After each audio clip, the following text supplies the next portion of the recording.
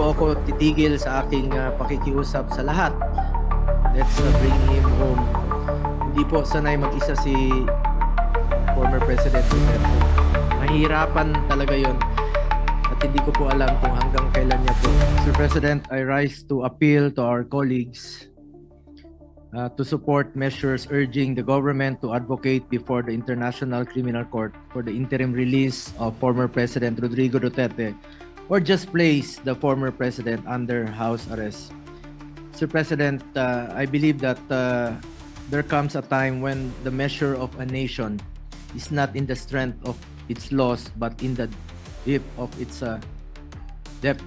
of its compassion. Ang tunay na malasakit, simpatya, at kalinga natin sa isa't isa ay ang totoong sukat ng ating makatarungan at makataong lipunan. Pilipino rin po si Tatay Digong.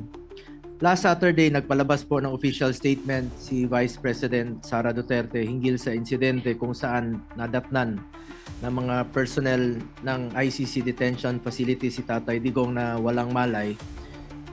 Kinumpirma rin po ito ng kanyang abogado. Kinakailangang dalhin si Tatay Digong sa ospital upang masuri kung meron ba siyang injuries, lalo-lalo na po sa kanyang ulo. Sa totoo lamang po, nung nabalitaan ko po ito, sakit, napaluha po ako. Sobra pa po sa tatay ang turing ko sa kanya. At kahit na hindi na po siya presidente, maalala ko December, November, monthly po siya nagpapa-medical check-up sa Cardinal, and he is scheduled nung March 12, December, January, February, March 12 para sa follow-up check-up niya. Kahit linggo po, sinasamahan ko yan. At alam ko po yung mismo yung gamot niya, 27 po yung pinapadala ko sa kanya, nag-order yung mga nurse niya. Tsaka hindi niya talaga sinasabi kung na-slide siya noon. For the past 3 years, ayaw niyang sabihin sa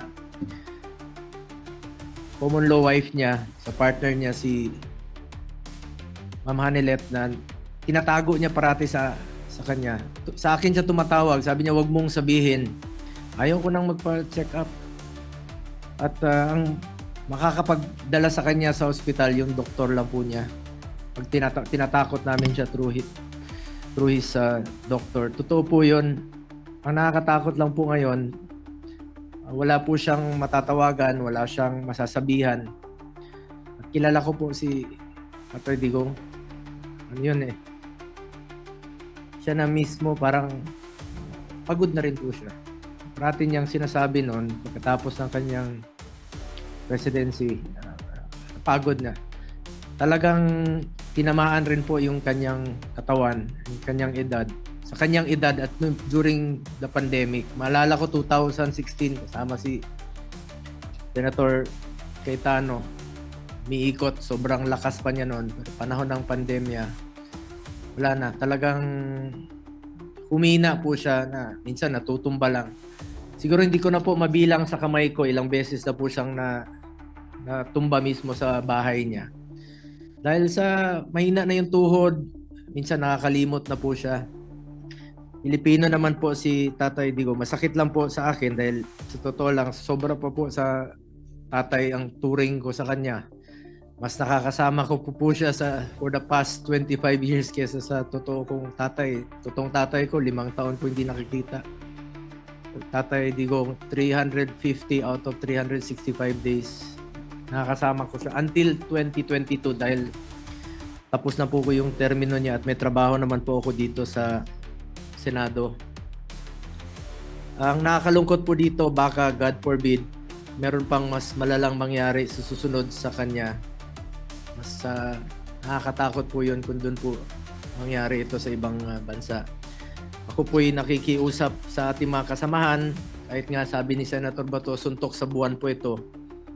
Bago po huli ang lahat, sana po'y maramdaman naman niya yung ating suporta. Kahit pa paano naman po'y naglingkod po siya sa atin ng 6 na taon ng buong puso. Hindi na po tatakbo ng presidente, dapat yun. Pero sa hindi po inaasahang pagkakataon, tumakbo po siya at pili po ng Pilipino. Former President Duterte has absolutely no intention to evade or escape accountability. If any, ilang beses na niyang sinabi, he takes full responsibility for his decisions. Ang hinihingi lang po natin ay konting konsiderasyon lang po para sa isang Pilipino na naging leader natin noon, na talaga naman pong binigay niya po ang lahat para sa ating mga kababayan. Di po ako titigil sa aking pakikiusap sa lahat. Let's bring him home.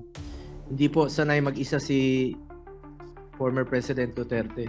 Mahirapan talaga yon, at hindi ko po alam kung hanggang kailan niya po matitiis na mag-isa.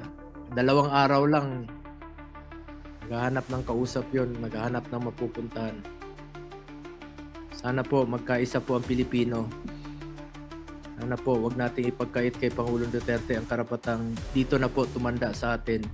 Sana po ay matuldukan na po ang pagkawatak-watak nating mga Pilipino. Ang gulo na po ng ating bayan, mas lalong gugulo po kung mayroong mangyari sa kanya.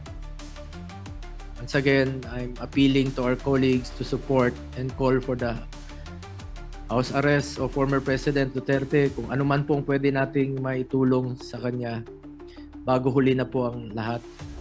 Maraming salamat po, Mr. President.